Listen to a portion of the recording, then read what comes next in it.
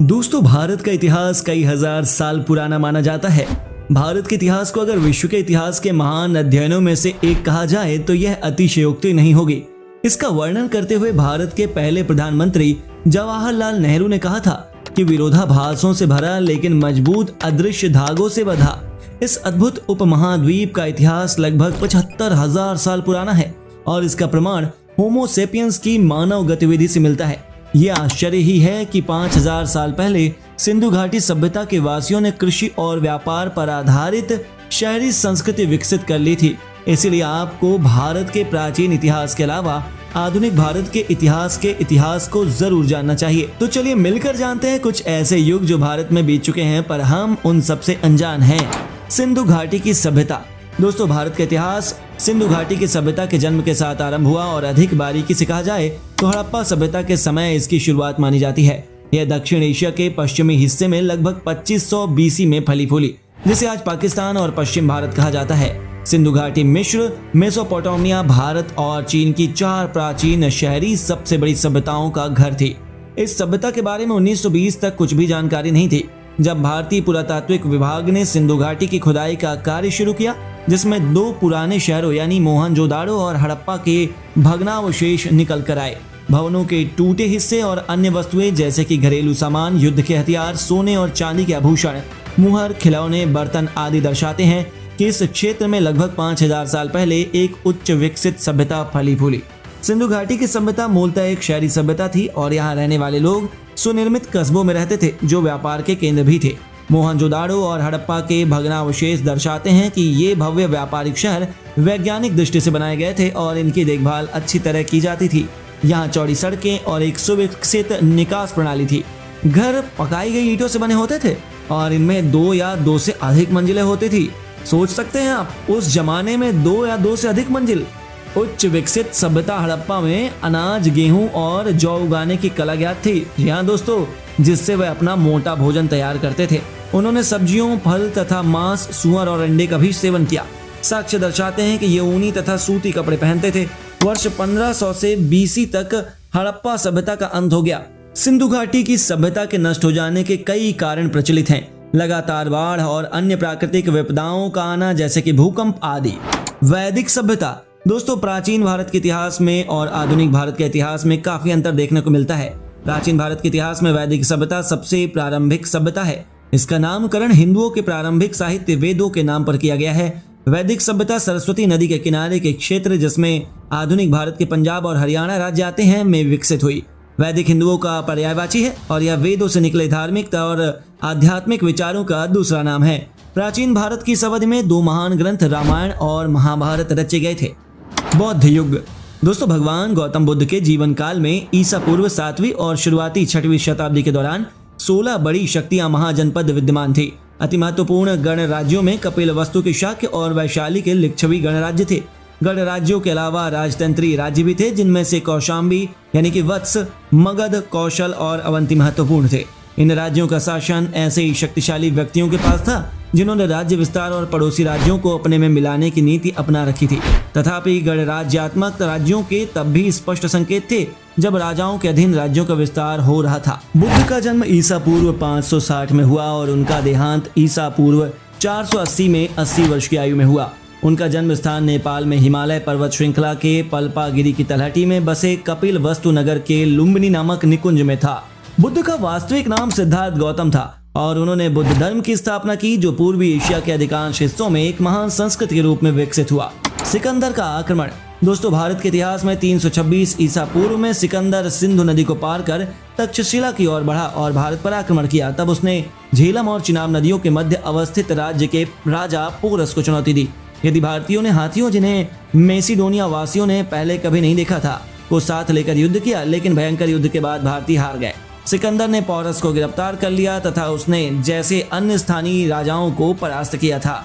दक्षिण में हैडायसस व सिंधु नदियों की ओर अपनी यात्रा के दौरान सिकंदर ने दार्शनिकों, ब्राह्मणों जो कि अपनी बुद्धिमानी के लिए प्रसिद्ध थे, उनकी तलाश की और उनसे दार्शनिक मुद्दों पर बहस की। वह अपनी चतुराई व निर्भय विजेता के रूप में सदियों तक भारत में किंवदंती बना रहा।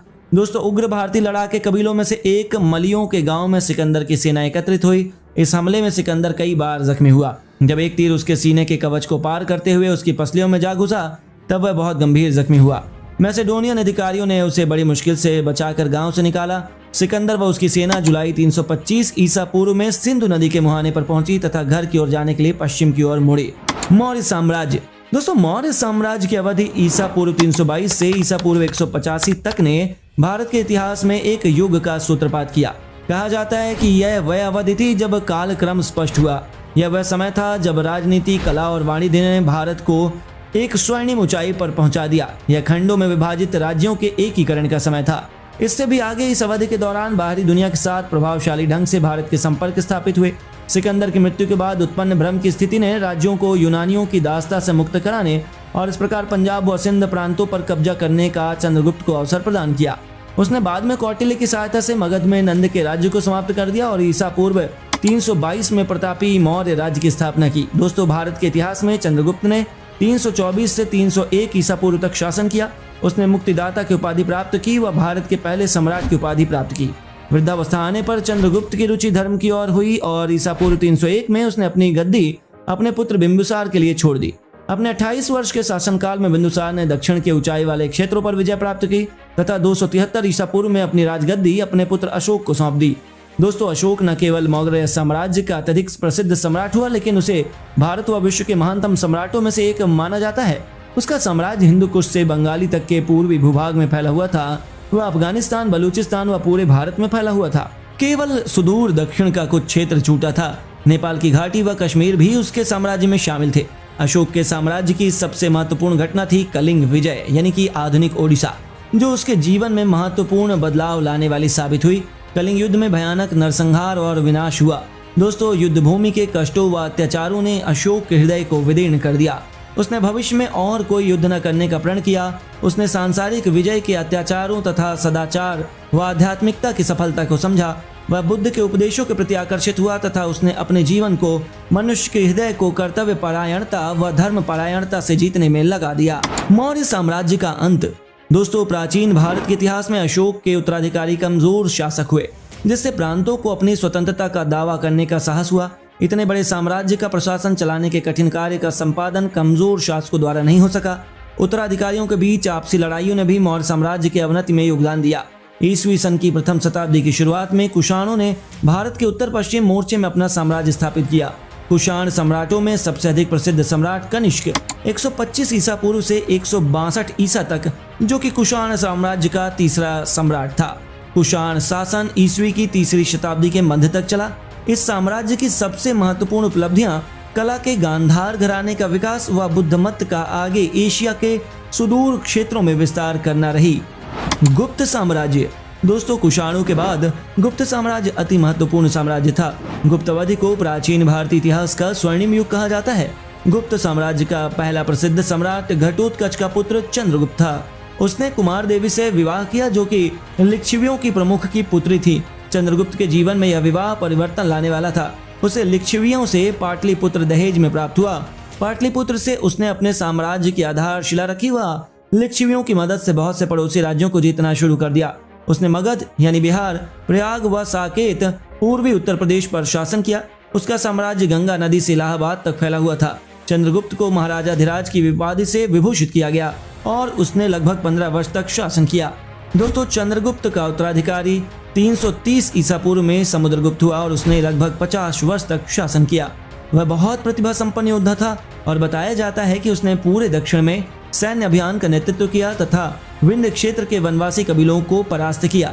समुद्रगुप्त का उत्तराधिकारी चंद्रगुप्त हुआ, जिसे विक्रमादित्य के नाम से भी जाना जाता है। उसने मालवा, गुजरात व काठियावाड़ के बड़े भूभागों पर विजय प्राप्त की। इससे उन्हें असाधारण धन प्राप्त हुआ और इससे गुप्त साम्राज्य के राज्य में समृद्धि वृद्धि हुई। इस अवधि के दौरान गुप्त राजाओं ने पश्चिम देशों के साथ समुद्री व्यापार शुरू किया।